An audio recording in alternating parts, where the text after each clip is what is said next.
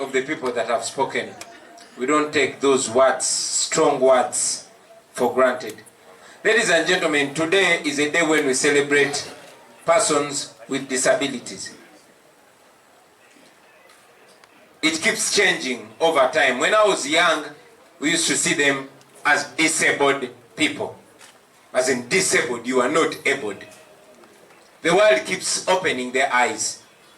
Later on, or today, they are recognized as persons with disabilities. I still disagree with that. I think we should be calling them people with special needs. In fact, that is also not right. We should be calling them special people. Ladies and gentlemen, this day is not just for partying. This day is a day when we must focus and create awareness and open minds of people about these our brothers and sisters, our mothers, our fathers, our children, our daughters and sons. Before you travel, you cannot know how special these people are. Many of us have grown up in societies that look at these people as less than us, who are fully physically able. But when you travel the world over and see how special and the amazing achievements for humanity these people are doing, these people are accomplishing, you cannot help but open your mind. So today, I hope that we shall all reflect, not only here, but wherever you, ladies and gentlemen, are, on Twitter, on Facebook, on Instagram, on your social media. I hope you take today to highlight a special something that has been achieved or has been, taught to us by one of these our brothers and sisters. I've traveled the world, and just like my friends, we share a common thought, a thought of considering and including these our brothers and sisters. And that is one of our core values, inclusiveness. Inclusiveness. We must include everyone. I've had personal stories. For example, so many years ago, I was in Angenois, and there was this young man, very intelligent, but he was walking with crutches. He was walking, he was moving, but supported. He was blocked just after me. I mean, if he was ahead of me, the bouncer bounced him. Wano tetukiriza balema ojja kukatawanya abantu nga bazina amazina gaabwe, because he was walking in what he called a funny way, and I came in walking like this. That was a funny way too, but he let me go in. This young man, and I'm glad to report that now, after so many years, I see the sense in him. He went to court, and Angenois had to compensate him. Ladies and gentlemen, some of us have our eyes opened in tough times, while others have their eyes opened early enough. The reason, for example, why we have steps here and we have a ramp here is because we know that some people are going to come here and they're moving with a wheelchair and they're not going to use the steps. Some of these simple things, other countries are way ahead of it. Just like you have a toilet for women and men, you must have a walk path for normal people, or whatever we call them, and with people using wheelchairs and other things, ladies and gentlemen. We as NUP, we have not thought about persons with disabilities today. And as one of our brothers was reporting to you, he actually two of them got the disabilities or the special need when we were going to Mbara to launch our manifesto, which manifesto, and Edgar quoted, includes an envisionment of the plight of people living with disabilities. Ladies and gentlemen, these are not just special needs, these are rights. Because in NUP, we know the difference between equality and equity. I mean, if there are steps, yes, everybody is equal and everybody should use the steps. But there's no equity in that. And that's what we view, that's what we think a country should be that's how a country should be run. Ladies and gentlemen, in other countries, you have special parkings for people with disabilities. You have special places with people with special needs. That is what is supposed to be, not only in a developed country, but everywhere where there is humanity. We don't have it in Uganda. We want it in Uganda, and we will get it in Uganda. A government that is serving people must be able to recognize the needs of these people. And this is not just starting. This has been happening since time immemorial. It is just being destroyed. I'll give an example, ladies and gentlemen. The Shimoni, which was demolished to build Kingdom Kampala, was a school that had a provision for the deaf, for the blind, and other special needs. Schools for children with special needs and disabilities are reducing instead of increasing. I was talking to my wife, Babi, where she went for her primary in Barara, St. Helens. She used to study with children who are blind. As a matter of fact, one time I was moving with her, and this blind guy, I was talking to her. Babi had not recognized her old friend because he had changed. I mean, he was a friend in primary, P3. But when the guy heard the voice, he said, Itungo. And then Babi turned. And that's when she recognized her old friend. But because of those skills that are built, we get to realize that these people are not actually disabled. And like a brother said, they are abled differently. So today, ladies and gentlemen, while we celebrate this day, we should take time to reflect on these, our brothers and sisters. They are a huge chunk of our population. They need us just as much as we need them. Not only helping them, I mean, we've had brilliant ideas from people with disabilities. And I believe these are ideas that are helpful to society. So while I encourage the population, the society to embrace people with disabilities, I want to encourage you, brothers and sisters with disabilities. Don't sit on yourselves. You are just as good as everybody else. Be included, and the only way you're going to be included is by including yourself. If you don't raise your voice, nobody is going to hear you. If you don't put up your hand, nobody is going to see you.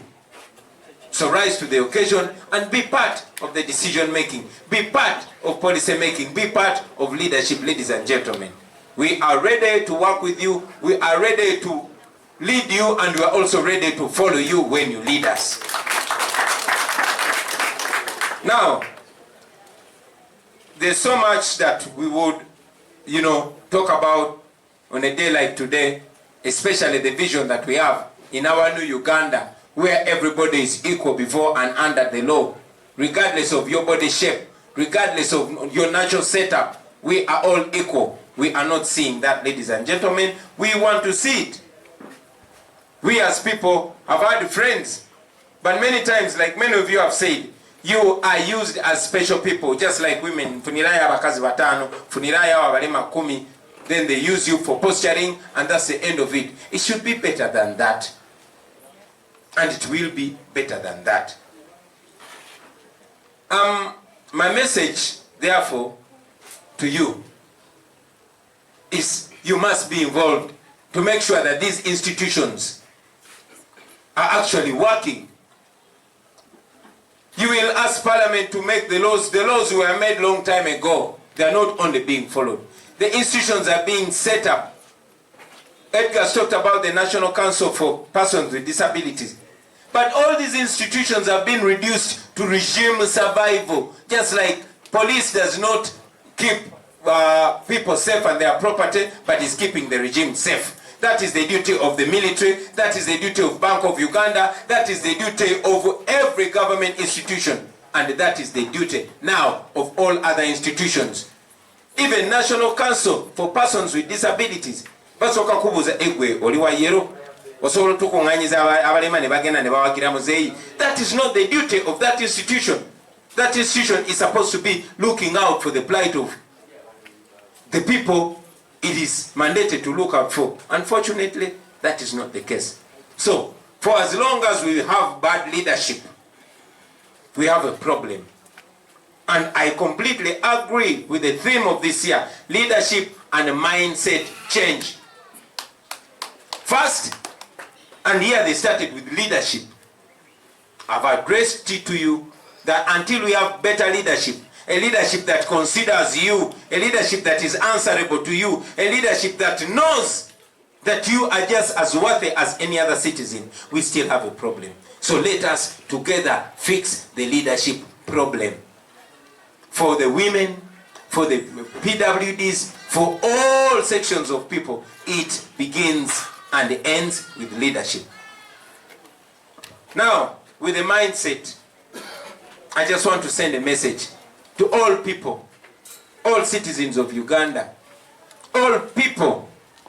It is important for you to adjust your mind and face the reality that this is who we are. It is not who they are, it is who we are. No single family does not have a person living with a disability. All families. You can deny it, you can lie to yourself, but that's a reality. And it does not stop there. The Baganda say, Okweddiza tebujjadda. Just in this team alone, there are some people who 2 years ago were playing football together. But today, he has one leg or no legs at all. Where we are, after the failure of leadership, we are all candidates for disability, all of us. I would have pointed out on people, but Eddie Mutwe, I want to show you that everybody is a candidate for a disability. Nsawa jaso anike bwanisi ku mukono gwo. Eddie Mutwe ngalo ze ziwera. Naye taliko bulemu. So, everybody, you might despise or undermine or not care about the plight of people living with disabilities. But tomorrow, you'll be the one leading that facility. It is important that we involve it. My message to you, parents, don't hide your children. Don't deny them the opportunities. Give your children confidence. Make them believe and understand they are just as good as other children. When you go to sports, when you go to talent, you're going to see special people. So help your children. I see many, children locked in houses or kept behind the house. They are seen as a disgrace, as a misfortune. What kind of nonsense is that? So to the parents and to the community, please help each other change the mind. All of you, let everybody be a leader. Let us lead in this charge to change the mind of our people, to see our people as worthy as everybody else. That is the first step. Everything else is secondary. You've seen talented artists here. And I'm very glad that in the entertainment industry, that discrimination is already demystified. Let us give them special attention. Let us support them. I will tell you that some people are blind, but they see even better than people who have 2 eyes. Today, for example, we have, who can I give? Everybody in Museveni's government can be given as an example. Everybody. But I'll give the Speaker of Parliament as an example. Has eyes and has additional spectacles. 4 eyes, but Muwanguzi sees better than them. So do not undermine people with disabilities, ladies and gentlemen. Finally, the change of mind begins with you, my brothers and sisters. You who are living with the special needs, with the disabilities. Don't present yourself as vulnerable. That is your strength. It has to change from within you.